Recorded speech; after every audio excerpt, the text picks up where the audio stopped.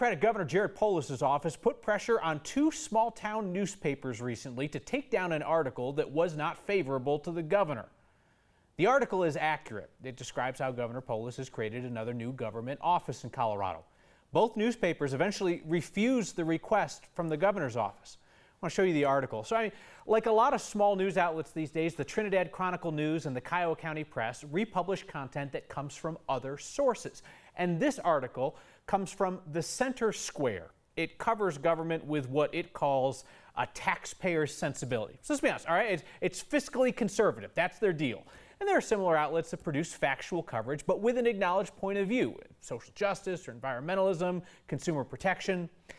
But then Polis' spokesman, Connor Cahill, asked the newspapers to remove that online article.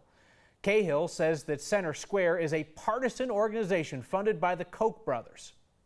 So now this is where it gets awkward, because Governor Polis himself shared a Center Square article, one that was favorable to him. It was an article about 3 months ago talking about job growth in Colorado. Very positive. It appeared on the Montrose Daily Press website, and the governor was happy to share it on his Facebook page. The editor of the Trinidad Chronicle News told me he initially didn't think that Governor Polis' office was serious about taking down that accurate but unflattering article. Eric John Monson from the newspaper down in Trinidad told me today he was flabbergasted, disheartened, and dismayed that the governor's office would pressure him. Good for those small-town news outlets for standing their ground against the governor. These days, rural newspapers, they're struggling to stay afloat and to fill their pages, and their limited staffs are working as hard as they can to serve their communities.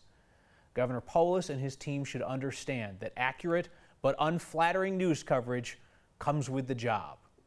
They should leave those journalists alone.